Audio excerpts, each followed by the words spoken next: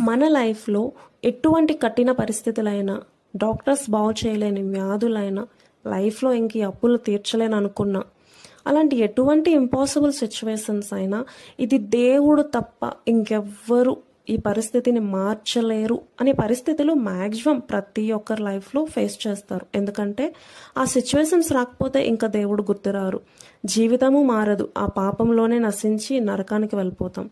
అందుకే శిక్షించో, ప్రేమ చూపించో, ఏదో విధంగా ఈ పాప రోత జీవితాల నుండి మనల్ని విడిపించి, క్షమించి అందరం ఆయనతో పాటు నిత్య రాజ్యం చేరుకోవాలని, ఆయనతో ఉండాలని ఆయన ఆశ.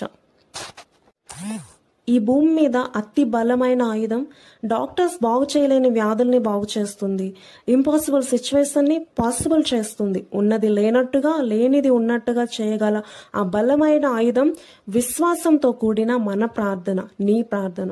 ప్రార్థనే కదా, చాలా సింపుల్ అని మనకు అనిపించవచ్చు, బట్ సాతానుకు తెలుసు ప్రార్థనలో ఎంత శక్తి ఉందో.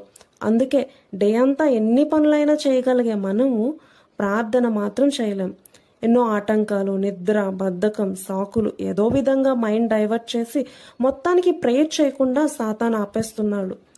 సో నువ్వు అది గ్రహించి పోరాడో, బలవంతంగానో ఏదో విధంగా డేలో ప్రేయర్ టైం మాత్రం స్కిప్ చేయకు. It's very danger. మన లైఫ్లో మనం ఎదుర్కొన్న ఎటువంటి పరిస్థితి అయినా ప్రార్థనతో జయించగలమని మర్చిపోవద్దు. దేవుడు తప్ప ఈ కార్యం ఎవ్వరూ చెయ్యలేరు అన్న విశ్వాసంతో ఆయన సన్నిధికి రా, తప్పకుండా దేవుడిని కార్యం చేస్తాడు.